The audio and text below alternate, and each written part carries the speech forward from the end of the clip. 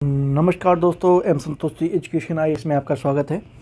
इसके पहले पार्ट में हमें ये आपको बता दूं, ये कृषि और पशुपालन से संबंधित लेक्चर है और इसका पहला पार्ट अब अपलोड कर दिया गया है। ये आपका दूसरा पार्ट होने जा रहा है, ठीक है। इसके बाद आपका दो पार्ट हो जाएंगे, पार्ट 3 और पार्ट 4 आएंगे। हम 15-15 क्वेश्चन की सेट कर रहे हैं, आप जानते हैं, ताकि आप जानते हैं कि एक क्वेश्चन से 3 से 2 से मतलब एक क्वेश्चन करेंगे तो उससे हमें 2 से 3 क्वेश्चनों की क्लियरिटी हो जाती है। तो इसलिए हम 15-15 के शुरू कर रहे हैं ताकि चीज़ें याद करने में आसानी हो। और पीडीएफ के लिए आपको पता ही है, टेलीग्राम से ले सकते हैं, लिंक डिस्क्रिप्शन में दिया हुआ है। और कृपया चैनल पर नए हैं तो सब्सक्राइब करके उत्साहवर्धन जरूर कीजिएगा। चलिए शुरू करते हैं। गेहूं की खेती हमने 15 क्वेश्चन कर लिए थे, ठीक है, पिछले वीडियो में। गेहूं की खेती के लिए निम्नलिखित में से क्या आवश्यक है? क्या आवश्यक है? समान तापमान और समान वर्षा आवश्यक है। किसके के लिए? गेहूं की कृषि के लिए। अभी देखते हैं। गेहूं के उगते समय ठंडी तथा आर्द्र जलवायु की आवश्यकता होती है। जैसे आप लोगों को पता है, नवंबर-दिसंबर में ही गेहूं की बुआई होती है।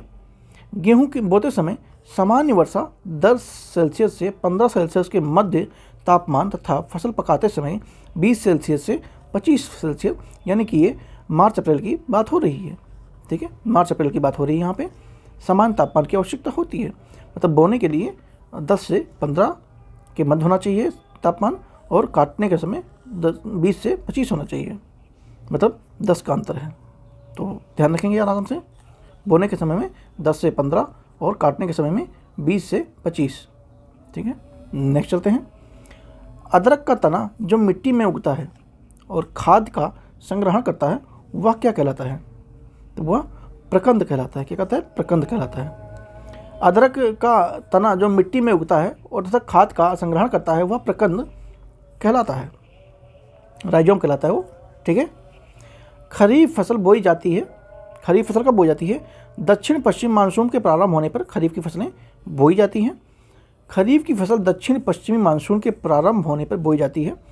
चावल, ज्वार, मक्का, कपास, मूंग आदि प्रमुख खरीफ फसलों हैं।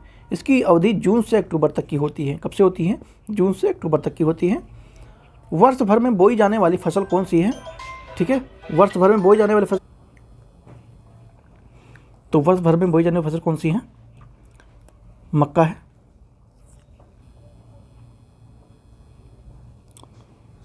ठीक है, ये तो हमने कर लिया था। तो यहाँ पे यहाँ से तो मक्का एक प्रमुख नकदी फसल है जो वर्ष भर में बोई जाती है, जबकि गेहूँ शीतोष्ण जलवायु की फसल है। उड़द और शुष्क जलवायु की फसलें हैं। वर्षा ऋतु में मौसम के बाद उगाई जाने वाली फसलें क्या कहलाती हैं? तो कहलाती हैं रबी फसलें कहलाती हैं। क्या कहलाती हैं? वर्षा ऋतु के मौसम के बाद शीतकाल के प्रारंभ में अक्टूबर से दिसंबर तक रबी की फसलें बोई जाती हैं और ये फसलें मुख्यतः सिंचाई पर निर्भर होती हैं। इसके अंतर्गत गेहूँ, मसूर, सरसों आदि प्रमुख फसलें होती हैं। निम्नलिखित में से कौन सा राज्य कॉफ़ी का सबसे अधिक उत्पादन करता है? तो कौन करता है? केरला करता है, वो सॉरी कर्नाटक करता है, ठीक, कर्नाटक करता है। भारत में सबसे अधिक कॉफ़ी का उत्पादन कर्नाटक राज्य में होता है। भारतीय कॉफ़ी की गुणवत्ता के लिए विश्व प्रसिद्ध इसकी कृषि की शुरुआत बाबा बूदन पहाड़ियों में से होती है और आज ये इसकी खेती नीलगिरी की पहाड़ियों के आसपास भी कर्नाटक और केरल, तमिलनाडु के क्षेत्र में भी देखी जाती है, ठीक है। तो कॉफ़ी की शुरुआत कहाँ से होती है? बाबा बूदन पहाड़ियों से होती है और उसके बाद नीलगिरी की पहाड़ियों में और कर्नाटक, केरल, तमिलनाडु के आसपास में भी देखने को मिलता है।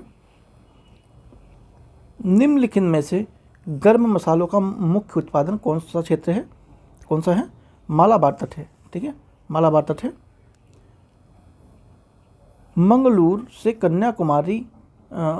से कुमारी अंतर्द्वीप तक 500 किलोमीटर की लंबाई में विस्तृत तटीय मैदान मालाबार तट कहलाता है।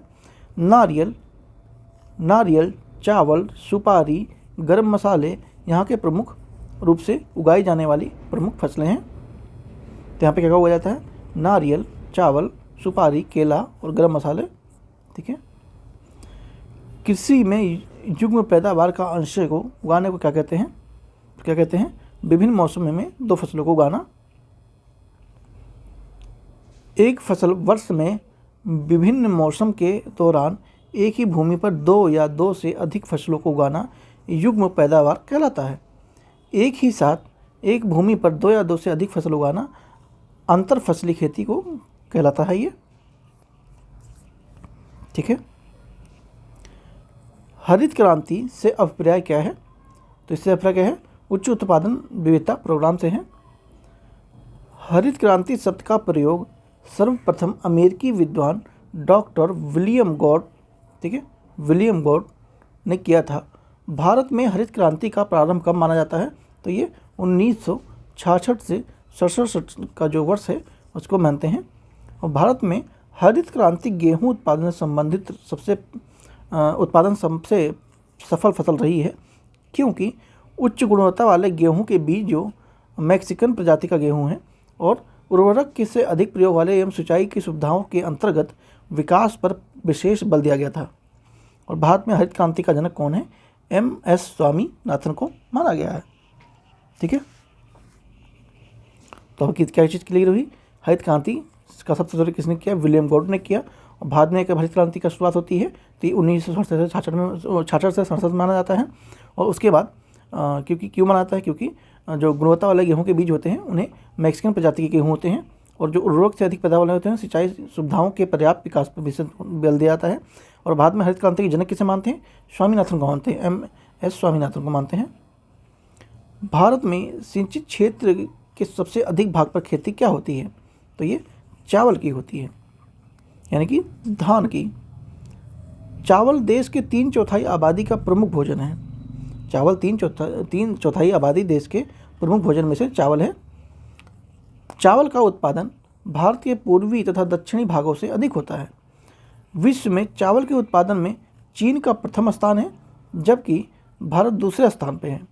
चावल के उत्पादन में चीन पहले स्थान पे है, ध्यान रखेंगे, इंपॉर्टेंट है, नोट करेंगे। और जो भारत है वो दूसरे स्थान पे है।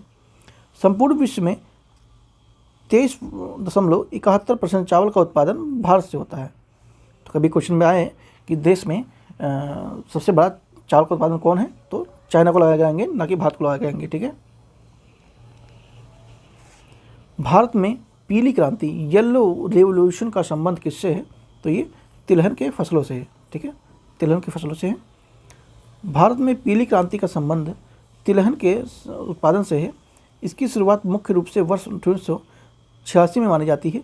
वहीं गोल्डन सुनहरी क्रांति के संबंध में फलों शहद के उत्पादन से संबंधित ही रखता है। निम्नलिखित में से किसको भारत में नगदी फसल माना जाता है? तो ये मक्का को मानते हैं। ठीक है।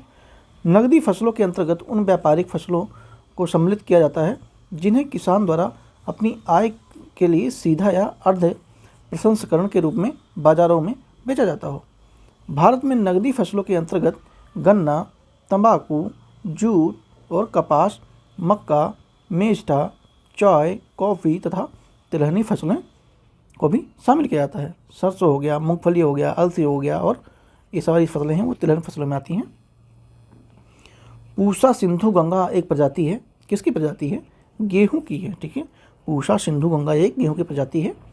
पूसा सिंधु गेहूं एक प्रजाति है। इसके अतिरिक्त गेहूं की अन्य प्रजातियां होती हैं, जैसे कि लारमा, रोजो 664, सोनारा 64, राज। तो ये सारे देख लेंगे, ये मतलब इसकी प्रजातियां हैं गेहूं की, जो कि नए नए गेहूँ आते रहते हैं। ठीक है। काटो और जलाओ कृषि किससे क्या तात्पर्य है? तो ये कौन सी है? स्थानांतरण कृषि है।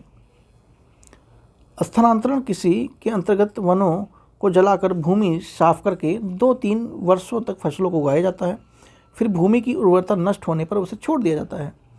उत्तरी पूर्वी भारत की अनेक जनजातियां इस प्रकार के कृषि के कार्यों में व्यापक रूप से संलिप्त रहती हैं। स्थानीय स्तरों पर इसे झूम खेती भी कहते हैं। ठीक है। स्थानीय लोगों इसे झूम खेती के नाम से भी जानते हैं। निम्नलिखित में से कौन सी एक रोपड़ फसल नहीं है? ठीक है, रोपड़ फसल नहीं है तो कौन है? गन्ना है। गन्ना रोपड़ फसल नहीं है। बागती, बागानी, रोपण किसी के बड़े बड़े बागानों के रूप में की जाने वाली कृषि है जिसमें एक वृक्ष के बागान लगा देने के पश्चात कई वर्षों तक उनसे उत्पादन प्राप्त रहता है। इसके अंतर्गत वाणिज्यिक फसलों का उत्पादन किया जाता है। चाय, कहवा, नारियल, रबड़, कोको, गर्म मसाले, केला आदि ये प्रमुख फसल वाणिज्यिक फसलें के रूप में जानते हैं। तो यहाँ आपका पार्ट 2 समाप्त होता है। ठीक है, पार्ट 3 में हम नेक्स्ट करेंगे और आगे अगर बचता है तो करेंगे, ना हो सकता है पार्ट 3 में ही समाप्त करा दिया जाए। तो चैनल पर नए हैं सब्सक्राइब जरूर कर लीजिएगा। PDF के लिए बता ही दिया है, टेलीग्राम से ले सकते हैं। मिलते हैं नेक्स्ट वीडियो में। सी यू सून।